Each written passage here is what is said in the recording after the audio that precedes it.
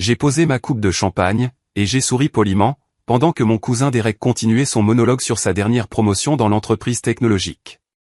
Le réveillon de Noël, chez mes parents, dans la banlieue de Chicago, était devenu un rappel annuel de la raison pour laquelle j'avais déménagé à New York, 5 ans plus tôt.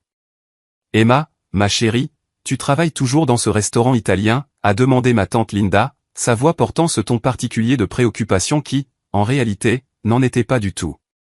Je travaille dans la restauration, oui, ai-je dit simplement, en attrapant un morceau de fromage sur le plateau d'amuse-gueule. Comme c'est gentil, a dit ma mère, d'une voix qui suggérait tout le contraire. Bien que j'aimerais que tu envisages quelque chose de plus stable. Ta sœur Jennifer vient d'être nommée associée junior dans son cabinet comptable. Jennifer rayonnait de l'autre côté de la pièce, levant son verre de vin dans un toast d'autocongratulation. 5 ans de travail acharné, mais ça en valait vraiment la peine. Le salaire est incroyable. Voilà à quoi ressemble une véritable ambition, a dit mon père, en désignant Jennifer avec une fierté évidente. Une planification de carrière stratégique, une mobilité ascendante. Derek s'est penché en arrière dans sa chaise, me regardant avec une pitié à peine dissimulée. Emma, depuis combien de temps sers-tu à table, maintenant? Depuis 5 ans. 5 ans dans le secteur de la restauration, ai-je corrigé doucement. C'est ça, c'est ça. Et tu as quoi, 28 ans maintenant? Ne penses-tu pas qu'il est temps d'envisager une vraie carrière? Peut-être retourner à l'école. Jennifer pourrait probablement obtenir un entretien dans son cabinet. Il recherche toujours des assistants administratifs. J'ai 29 ans, et je suis heureuse dans mon travail. Mon oncle Paul a ri, d'un rire sec et méprisant. Le bonheur ne paie pas les factures, ma petite. Tu gagnes combien? Le SMIC plus les pourboires? Tu vis en colocation, dans un appartement minuscule? Je m'en sors très bien, en fait. Allons, a insisté Derek. Sois honnête. Tu arrives à peine à joindre les deux bouts, n'est-ce pas? C'est la vie de la restauration. De longues heures, un salaire misérable, pas d'avantage. Tu cours partout pour servir les autres, pendant qu'ils profitent de leur vie. Mon jeune frère, Alex, fraîchement sorti d'une école de commerce, est intervenu. Derek a raison. Le secteur de la restauration, c'est une voie sans issue. Tu devrais utiliser ton diplôme. Tu as fait une école de cuisine, non? Tu pourrais peut-être en faire quelque chose. De la photographie culinaire, du développement de recettes pour une entreprise.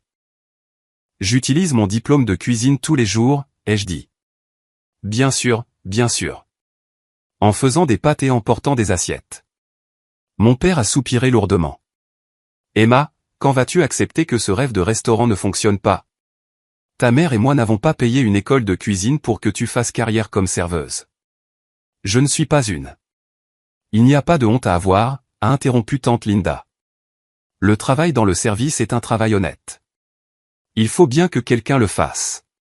Tout le monde ne peut pas réussir brillamment comme Derek et Jennifer. Exactement, a acquiescé ma mère. Nous ne sommes pas déçus, Emma. Nous avons juste ajusté nos attentes. La petite amie de Derek, Madison, que je n'avais rencontrée qu'une seule fois avant ce soir, a décidé d'ajouter son grain de sel. Vous savez ce qui est vraiment triste? Ma petite sœur travaille comme serveuse pendant ses études, et elle gagne plutôt bien sa vie. Mais elle a 19 ans. Elle a le temps de trouver sa vraie carrière. Je veux dire, tu as presque 30 ans. N'as-tu pas l'impression d'avoir gâché ta vingtaine? La pièce est devenue silencieuse un instant. Tout le monde me regardait avec des expressions variées, mêlant pitié et inquiétude. Le secteur de la restauration peut être très exigeant, ai-je dit prudemment. Exigeant, s'est moqué oncle Paul. Essaie de travailler dans le droit des sociétés comme Jennifer. Ça, c'est exigeant. Servir de la nourriture? C'est juste physiquement fatigant. As-tu au moins été promu chef de rang, ou quelque chose comme ça, a demandé ma mère avec espoir. Un poste de direction, en quelque sorte. J'ai effectivement des responsabilités de direction. Oh, bien. Elle a eu l'air sincèrement soulagée. Alors, tu gères les autres serveurs. C'est déjà ça. Peut-être qu'il y a de l'espoir pour une promotion, après tout. Jennifer a posé son verre de vin. Emma, je vais être direct, parce que je tiens à toi. Le temps presse. Ton horloge biologique tourne. Aucun homme qui a réussi ne veut épouser une serveuse qui approche la trentaine. Tu dois prendre ton avenir au sérieux. Jennifer, a dit mon père, non pas en désaccord, mais plutôt comme si elle avait dit tout haut ce que tout le monde pensait tout bas. Alex a sorti son téléphone. Je suis en contact avec quelques recruteurs sur LinkedIn.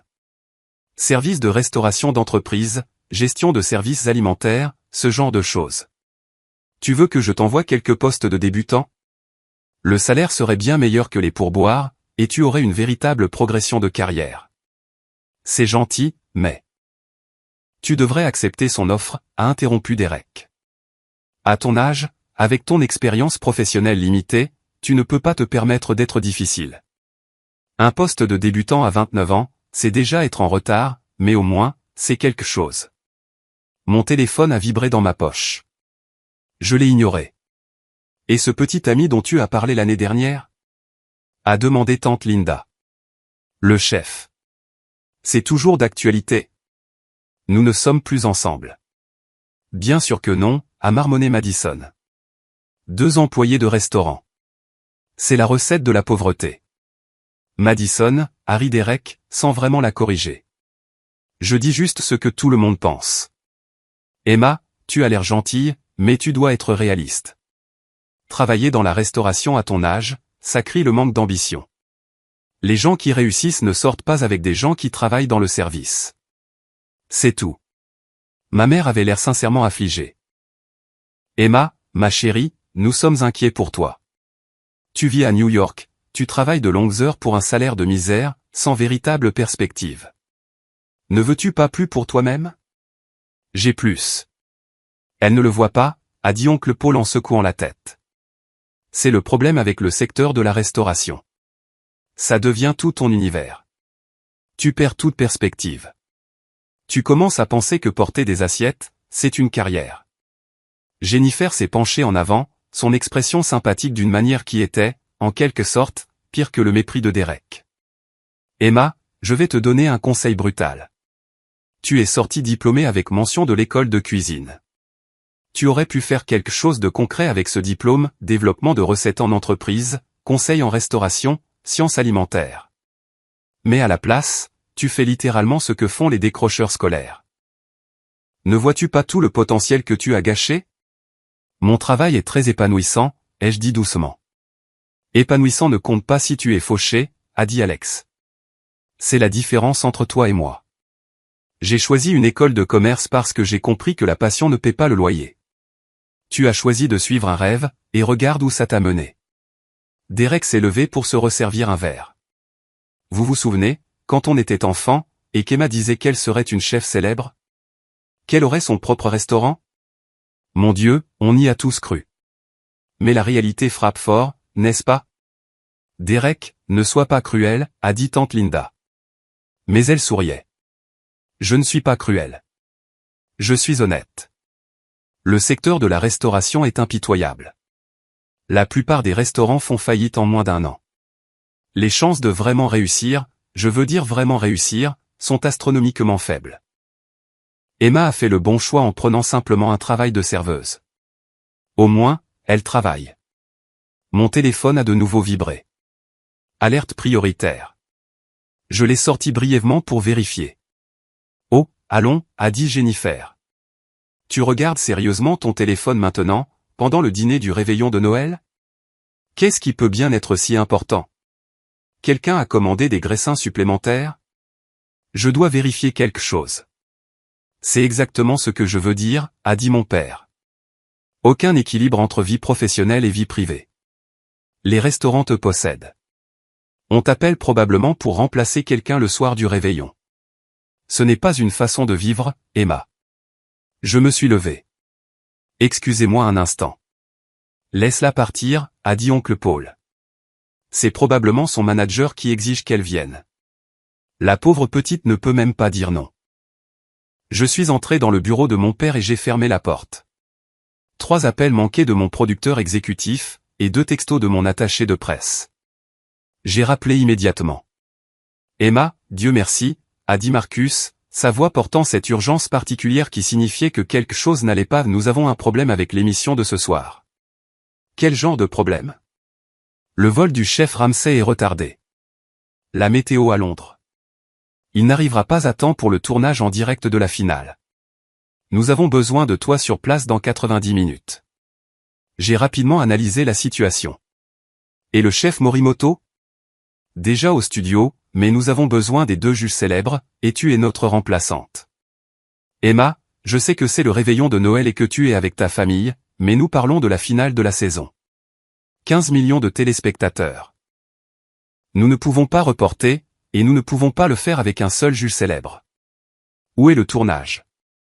Studio 8h, au Rockefeller Center. Nous avons une voiture qui peut être chez toi dans 20 minutes. J'ai regardé ma montre. La maison de mes parents était à 40 minutes de la ville sans circulation. La circulation du réveillon serait plus légère, mais quand même. Faites en sorte qu'elle soit là dans 15 minutes. Je serai prête. Tu nous sauves la vie, Emma. C'est énorme. La finale en direct. Tu seras au premier plan. Es-tu prête pour ça? Marcus, j'ai fait 17 épisodes cette saison. Je suis prête. C'est vrai, c'est vrai. Bien sûr. La voiture sera là dans 15 minutes. Ta garde-robe sera prête à ton arrivée. J'ai raccroché et je suis resté là un moment, écoutant les rires de ma famille filtrer à travers la porte.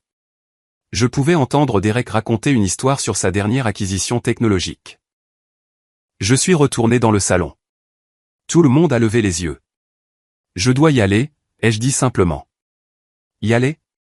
Le visage de ma mère s'est décomposé. Emma, c'est le réveillon de Noël. Nous n'avons même pas encore dîné. Je sais. Je suis désolé. Urgence au travail, Harry Derek. Une urgence au restaurant? Quoi, ils n'ont plus de sauce marinara. Quelque chose comme ça. C'est ridicule, a dit mon père, sa voix s'élevant. Tu quittes sérieusement le dîner du réveillon de Noël pour aller servir des tables? Emma, ça doit cesser. Tu ne peux pas laisser ces gens t'écraser. Ils ne le font pas si, ils le font, a interrompu Jennifer. C'est ce qui arrive quand on est en position de faiblesse. Ils appellent, tu accours. Aucune autonomie, aucun contrôle sur ta propre vie. Emma, s'il te plaît, démissionne. Ce travail te détruit. Je ne vais pas démissionner. Alors, au moins, défends-toi, a plaidé ma mère. Dis-leur non. C'est le réveillon de Noël. J'ai pris mon manteau. Je dois vraiment y aller. J'appellerai demain. C'est tellement typique, a dit Alex. L'exploitation classique du secteur de la restauration. Ils savent que tu as besoin des pourboires, alors ils peuvent te faire travailler les jours fériés. Emma, tu mérites mieux que ça. La sonnette a retenti. Ma voiture, pile à l'heure. C'était rapide, a dit Derek, soupçonneux. Quel genre de restaurant envoie un chauffeur pour une serveuse? Je devrais y aller. Emma, s'il te plaît, a dit ma mère, et elle avait vraiment l'air au bord des larmes. Juste pour cette fois. Dis-leur que tu ne peux pas venir. Choisis ta famille. Je choisis ma famille, ai-je dit doucement. Je choisis la carrière que j'ai bâtie, le travail que j'aime. Je suis désolé de ne pas pouvoir rester, mais c'est important. Plus important que nous, a demandé mon père. Je n'ai pas répondu. J'ai simplement marché jusqu'à la porte. Derrière moi, j'ai entendu oncle Paul dire « Laisse-la partir ». Peut-être qu'elle réalisera enfin ce qu'elle est en train de gâcher. La voiture était une berline noire, professionnelle et discrète. Le chauffeur a ouvert la portière, et je me suis glissé sur la banquette arrière. En partant, j'ai pu voir ma famille rassemblée à la fenêtre, me regardant partir. Mon téléphone a sonné. Encore Marcus. Emma, la garde-robe veut une confirmation. On part sur l'Armani ou le Versace sur mesure? Le Versace. Il rend mieux sous les lumières du studio. Parfait. Coiffure et maquillage seront prêts. Nous faisons une interview en direct avant l'émission à 19h30, puis la compétition commence à 20h. Le chef Morimoto est en train de revoir les paramètres de l'épreuve. Quelle est l'épreuve finale? Un repas 3 services, 90 minutes, ingrédients mystères. Le format classique de MasterChef. Les candidats sont terrifiés. Ils savent que tu n'acceptes rien de moins que la perfection. J'ai souri légèrement. C'est pour ça qu'ils m'ont invité comme juge. Exactement, Emma. Je dois dire que ta voix dans cette saison a été incroyable. Les audiences ont augmenté de 30% par rapport à l'année dernière. Les gens adorent le fait que tu sois dur mais juste. Et quand tu as fait cette standing ovation à ce candidat dans l'épisode 12, les réseaux sociaux ont explosé. Il l'avait mérité. Ce bœuf Wellington était impeccable. Eh bien, ce soir, ça va être encore plus grand. La finale de la saison en direct. Et maintenant, tu n'es plus seulement une juge invitée, tu es la juge célèbre. Ton nom en tête d'affiche. C'est énorme pour ta marque. Concentrons-nous simplement sur la recherche du meilleur chef. Nous avons été pris dans les embouteillages en approchant de la ville. J'ai vérifié mes emails, des messages de 3 de mes directeurs de restaurant avec les mises à jour du service du soir, une note de mon attaché de presse sur l'interview de demain avec le magazine Food & Wine, et un rappel pour le dîner de la fondation James Beard la semaine prochaine, où je devais recevoir un prix. Mon téléphone a vibré avec un texto de Jennifer, j'espère que tu réalises ce que tu gâches pour un travail au SMIC. Nous essayons de t'aider. Je n'ai pas répondu. La voiture s'est arrêtée au Rockefeller Center à exactement 18h47. La sécurité attendait.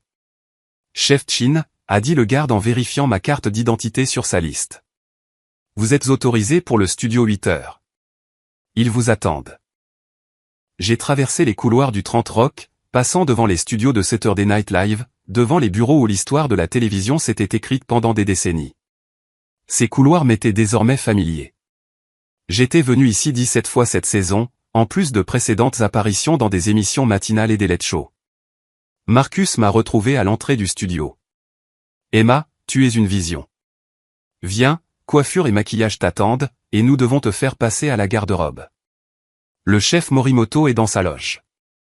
Il est ravi que tu sois là. Il dit que tu es la seule juge qui comprend vraiment la cuisine fusion contemporaine. Où sont les candidats? Dans la salle d'attente. Ils sont nerveux. Ils ont regardé tes épisodes. Ils connaissent tes standards. J'ai souri. Bien. Ils devraient être nerveux.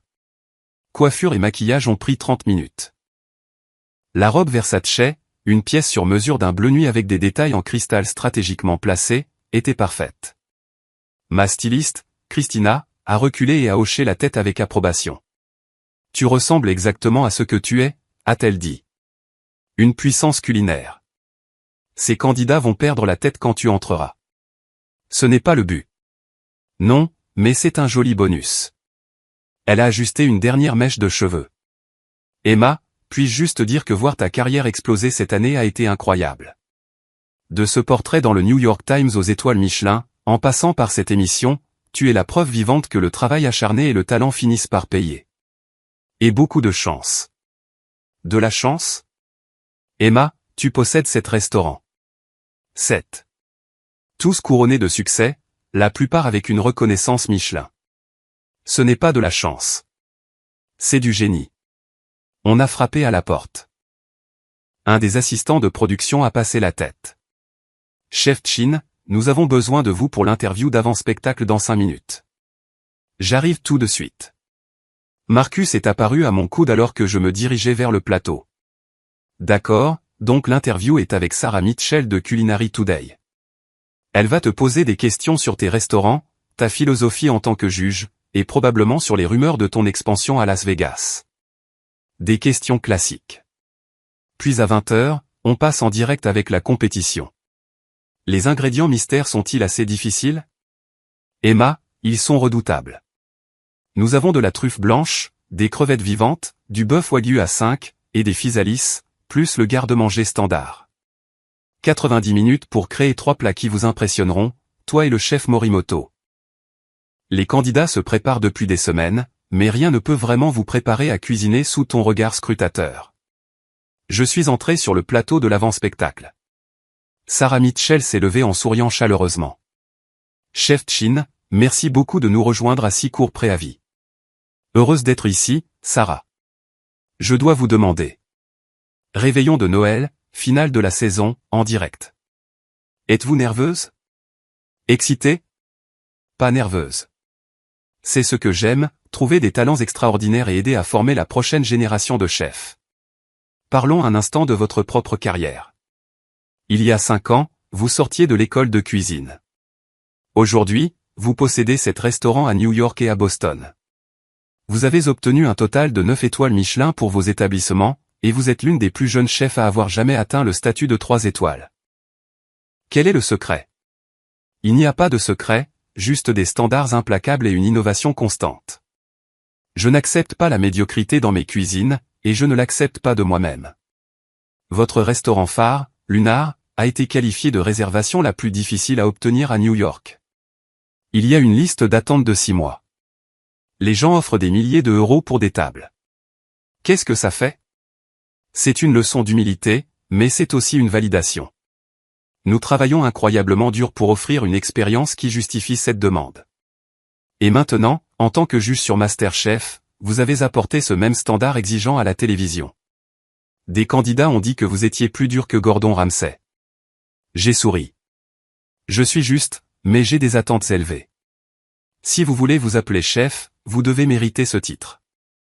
L'interview s'est poursuivie pendant 20 minutes. Sarah a posé des questions sur mes projets à venir, l'expansion à Las Vegas, mon contrat de livre de cuisine, l'académie culinaire que je prévoyais d'ouvrir. Elle a posé des questions sur ma philosophie, ma formation, mes influences. Et puis, c'était l'heure. L'émission en direct a commencé à 20h précises. Je suis entré sur le plateau de MasterChef aux côtés du chef Morimoto, et le public du studio a éclaté en applaudissements. La scène était spectaculaire, des cuisines professionnelles pour chacun des 3 finalistes, un éclairage spectaculaire, et des écrans géants montrant des gros plans de chaque technique. L'animateur, James Morrison, a souhaité la bienvenue au public. Mesdames et messieurs, ce soir, nous couronnons le prochain MasterChef d'Amérique. Et pour juger nos finalistes, nous avons 2 des noms les plus respectés de l'excellence culinaire. Veuillez accueillir le chef Masaharu Morimoto. Applaudissements. Et la plus jeune chef d'Amérique à obtenir 3 étoiles Michelin, propriétaire du célèbre empire de restaurants Lunar, la chef Emma Chin. Les applaudissements étaient assourdissants. Les lumières des caméras brillaient. J'ai souri et salué, puis j'ai pris ma place à la table des juges. Chef Chin, a dit James, vous êtes devenu célèbre cette saison pour vos standards incroyablement élevés. Que recherchez-vous ce soir? La perfection, ai-je dit simplement. L'excellence technique, l'innovation créative, et le courage de prendre des risques. Ces 3 finalistes ont mérité leur place ici. Maintenant, ils doivent prouver qu'ils méritent le titre. De retour à Chicago, ma famille avait fini de dîner. Ils s'étaient installés dans le salon, où quelqu'un avait allumé la télévision. Qu'est-ce qu'on regarde? A demandé ma mère. MasterChef, a dit Derek. La finale de la saison. Madison adore cette émission. La télévision montrait le plateau de MasterChef dans toute sa splendeur. Les caméras ont balayé la table des juges. Oh mon Dieu, a dit Jennifer. C'est Emma. Toutes les têtes se sont tournées vers l'écran. Quoi? A dit mon père. C'est Emma, a répété Jennifer en pointant du doigt. Juste là, à la table des juges. Ne dis pas de bêtises, a dit ma mère. Emma est au travail. Elle est. Et puis, James Morrison l'a dit, veuillez accueillir le chef Masaharu Morimoto et la plus jeune chef d'Amérique à obtenir 3 étoiles Michelin, propriétaire du célèbre empire de restaurants Lunar, la chef Emma Chin. La pièce est devenue absolument silencieuse. À l'écran, je parlais des paramètres de l'épreuve, expliquant ce que j'attendais des candidats. La caméra m'adorait. La robe Versace, la coiffure et le maquillage professionnel, la confiance absolue de quelqu'un qui était exactement à sa place. Des étoiles Michelin, a murmuré ma mère. Un empire de restaurants, a dit faiblement oncle Paul. Derek avait sorti son téléphone, tapant frénétiquement. Oh mon Dieu, la liste d'attente est de 6 mois. Les gens paient des milliers d'euros pour des réservations. C'est elle qui en est propriétaire. Emma en est propriétaire. Elle ne peut pas en être propriétaire, a dit mon père. C'est une serveuse. Papa, a dit Alex, sa voix étrange. Regarde ça. Il a tourné son téléphone, montrant un article du New York Times. Le titre disait « Emma Chin, la prodige, qui redéfinit la haute gastronomie ». Jennifer parcourait son propre téléphone. Elle a 7 restaurants. 7. Tous primés, la plupart avec des étoiles Michelin. Son restaurant phare, Lunar, a 3 étoiles. 3. Savez-vous à quel point c'est rare? À l'écran, la compétition avait commencé. Les candidats travaillaient frénétiquement pendant que je marchais entre leurs postes, observant, posant occasionnellement des questions. Mon commentaire était vif, perspicace, exigeant. Elle fait ça depuis le début de la saison, a dit Madison en montrant son téléphone à Derek. 17 épisodes. Elle a été l'une des juges célèbres pendant toute la saison. Mais elle a dit qu'elle travaillait dans un restaurant, a protesté faiblement ma mère. Elle a dit qu'elle travaillait dans des restaurants. Alex a corrigé, elle n'a jamais dit qu'elle était serveuse. Nous l'avons supposé. Le visage de Derek était devenu pâle. Je lui ai dit qu'elle devrait avoir honte, qu'elle gaspillait son potentiel. Oh mon Dieu, j'ai dit à Emma Chin, une chef 3 étoiles Michelin, qu'elle devrait prendre un poste de débutante en entreprise. Je lui ai dit qu'elle n'avait plus le temps de trouver un mari, a dit Jennifer, sa voix creuse. J'ai dit qu'aucun homme qui a réussi ne voudrait épouser une serveuse. Imaginez, elle possède un empire de restaurants. Oncle Paul lisait sur son téléphone. Sa fortune est estimée à 42 millions d'euros. Ses restaurants génèrent plus de 70 millions de revenus annuels. Elle a été présentée dans toutes les grandes publications culinaires. Elle a remporté le prix James Beard l'année dernière. James Beard, a répété mon père. C'est comme les Oscars du monde de la cuisine, a expliqué Alex. Papa, Emma n'est pas seulement une réussite. Elle est l'une des chefs les plus prospères d'Amérique. À 29 ans. À l'écran, je critiquais la technique de sauce d'un candidat. L'émulsion se sépare. On ne peut pas précipiter une béarnaise. Recommencez, et cette fois, contrôlez votre chaleur. Le candidat avait l'air terrifié mais a hoché la tête frénétiquement, recommençant. Elle est terrifiante, a dit Madison avec une sorte d'admiration.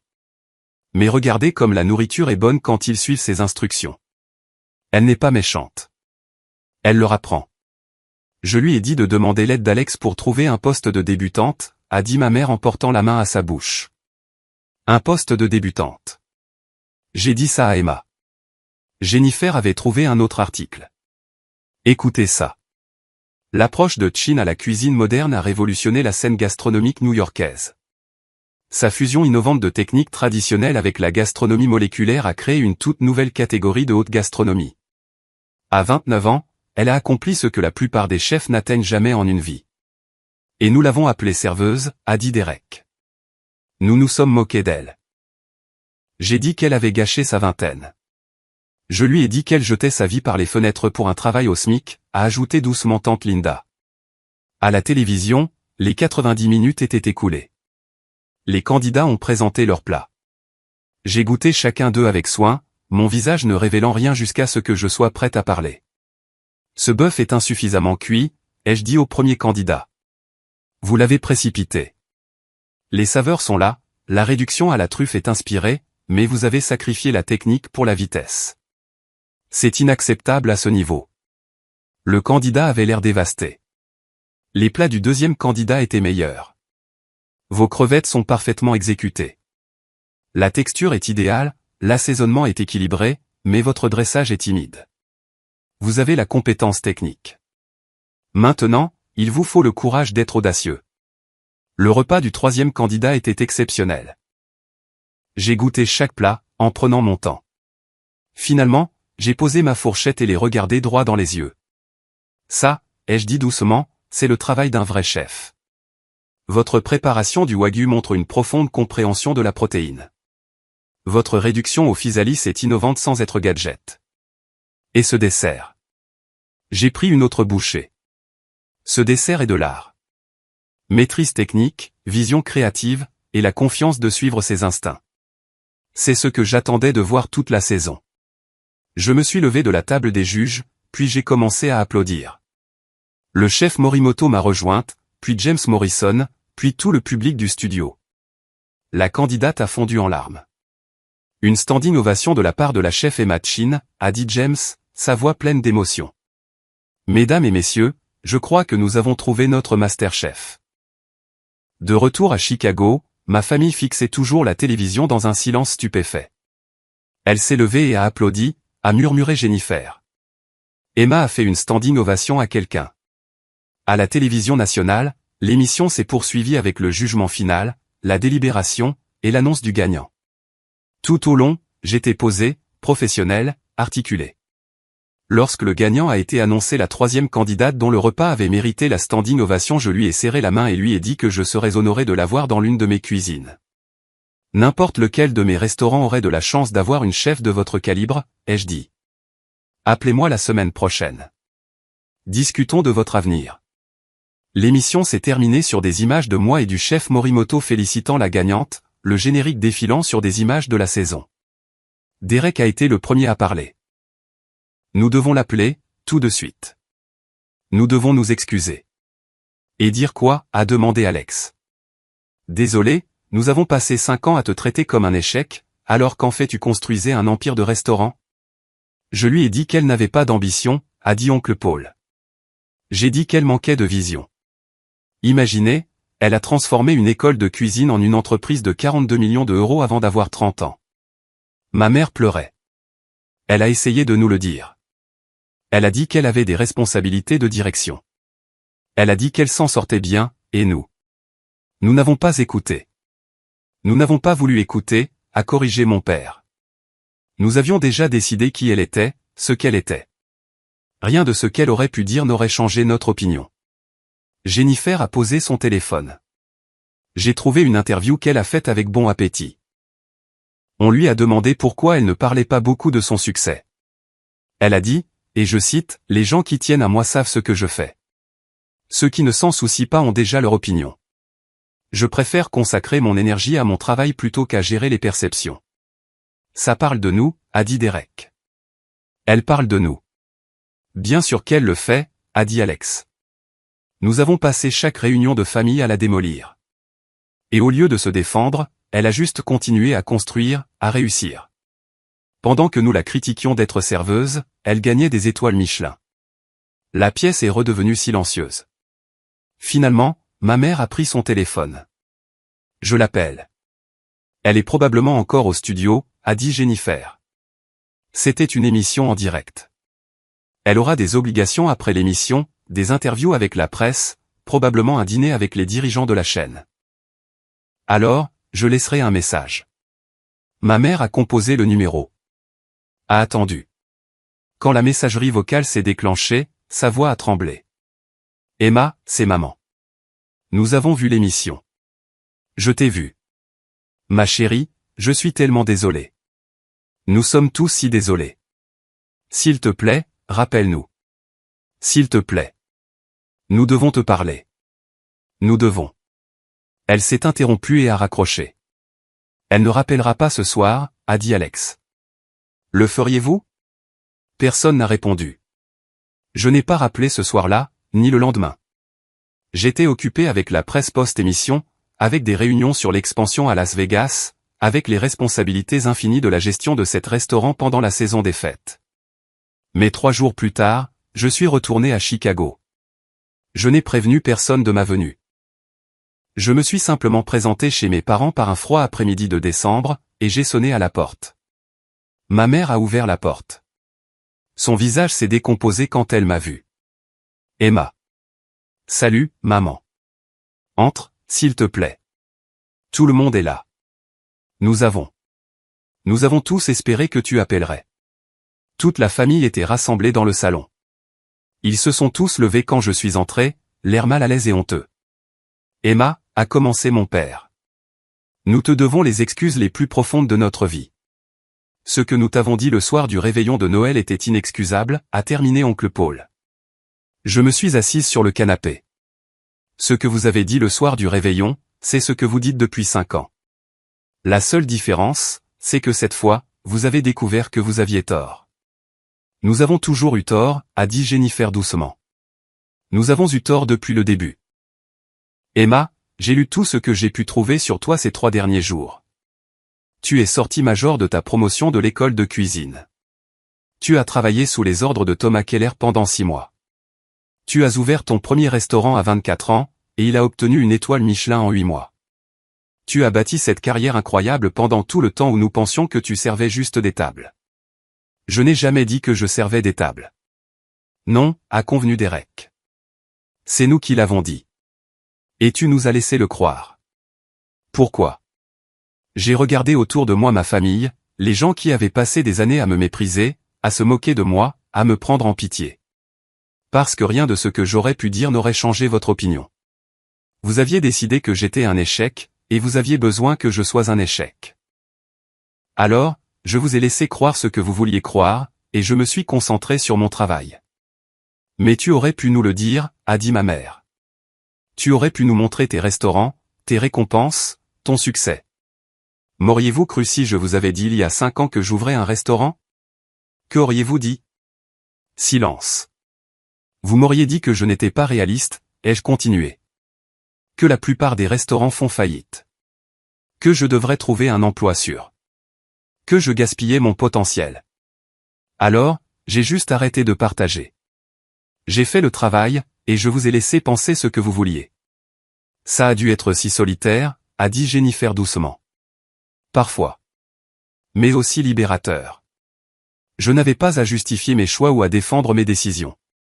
Je pouvais simplement me concentrer sur le fait de devenir la chef que je voulais être. Alex s'est penché en avant. Emma, pour ce que ça vaut, ce que tu as bâti est extraordinaire. Cet restaurant, 9 étoiles Michelin. Le Lunar est légendaire, et tu n'as que 29 ans. Ce n'est pas seulement du succès, c'est du génie. C'est du travail acharné et un bon timing, ai-je dit. Et oui, peut-être un peu de talent. Mais surtout, c'est simplement refuser d'accepter quoi que ce soit de moins que l'excellence. C'est pourquoi tu es si exigeante en tant que juge, a dit Derek. Nous avons regardé d'autres épisodes. Tu es dur, mais tu es juste. Et quand quelqu'un gagne ton approbation, ça signifie clairement tout pour lui. Parce que je sais ce que ça demande, ai-je dit simplement. Je connais le travail, le sacrifice, les heures infinies de pratique et de perfectionnement. Quand quelqu'un atteint une réelle excellence dans cet environnement, il mérite d'être reconnu. Mon père s'est éclairci la gorge. Emma, j'ai passé toute ton enfance à te pousser vers la médecine. Je voulais que tu suives mes traces. Mais ce que tu as fait, ce que tu as bâti. Je ne pourrais pas être plus fier. Et j'ai honte de ne pas l'avoir vu, d'avoir méprisé tes réussites parce qu'elles ne correspondaient pas à ma vision de ta vie. Vous ne regardiez pas mes réussites, ai-je dit. Vous regardiez vos suppositions. Il y a une différence. Comment pouvons-nous réparer ça, a demandé ma mère. Comment pouvons-nous arranger les choses? J'y ai pensé. Vous commencez par me voir vraiment. Pas celle que vous voulez que je sois, ou celle que vous pensiez que j'étais, mais celle que je suis réellement. Vous commencez par poser des questions au lieu de faire des suppositions. Et vous commencez par respecter mon travail, non pas parce qu'il est réussi selon vos standards, mais parce qu'il a du sens pour moi. Peux-tu nous pardonner, a demandé oncle Paul. Éventuellement. Mais ça va prendre du temps. Vous avez passé 5 ans à me traiter comme si j'étais une déception. Ça ne disparaît pas du jour au lendemain, juste parce que vous avez découvert que j'ai réussi. C'est juste, a dit Jennifer. Emma, voudrais-tu nous parler de tes restaurants, de ce que tu as bâti? Nous voulons comprendre, vraiment comprendre. Alors, je l'ai fait. Je leur ai parlé de l'ouverture de Lunar, avec une cuisine commerciale empruntée et une carte de crédit au maximum. Des journées de 18 heures, des plats ratés, du perfectionnement constant. De l'obtention de cette première étoile Michelin, et des larmes dans le congélateur, parce que ça signifiait que tout ce que j'avais sacrifié en valait la peine.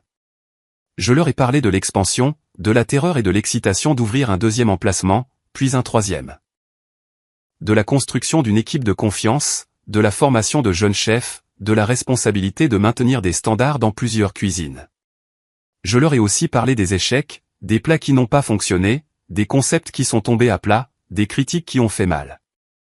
De la pression de maintenir 3 étoiles Michelin, d'être à la hauteur des attentes, d'innover constamment dans une industrie qui évolue à la vitesse de la lumière. Ils ont écouté. Vraiment écouté cette fois.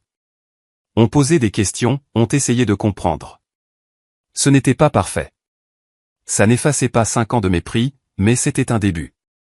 En partant, ma mère m'a serré fort dans ses bras. Je suis si fier de toi, Emma.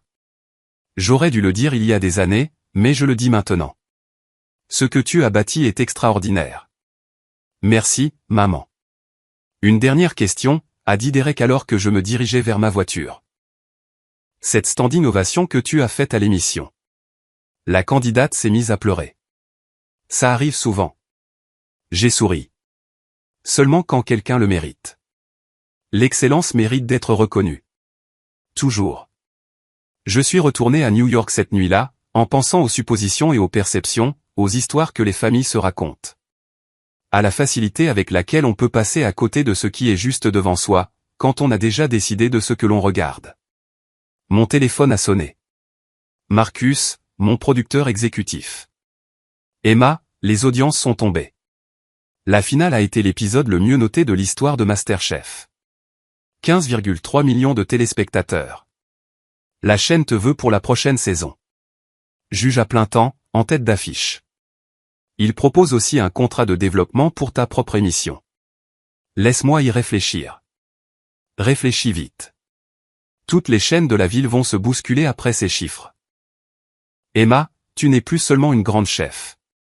Tu es une star. J'ai raccroché et j'ai continué à conduire, la ligne d'horizon de Manhattan apparaissant au loin. Mon téléphone a vibré avec des messages de mes directeurs de restaurant, de mon attaché de presse, de collègues de l'industrie, et un texto de Jennifer. Je viens de faire une réservation au Lunar, dans 6 mois, mais je suis prête à attendre. Je veux comprendre tout ce tapage. Emma, je veux voir ce que tu as bâti. J'ai souri et j'ai répondu par texto, je m'assurerai que vous ayez la table du chef. Bienvenue dans mon monde. Parce que c'était ça. Mon monde, bâti à partir de rien, créé par un travail acharné et des standards inébranlables.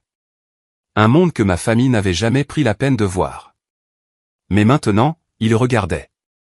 Et peut-être, enfin, commençait-il à voir.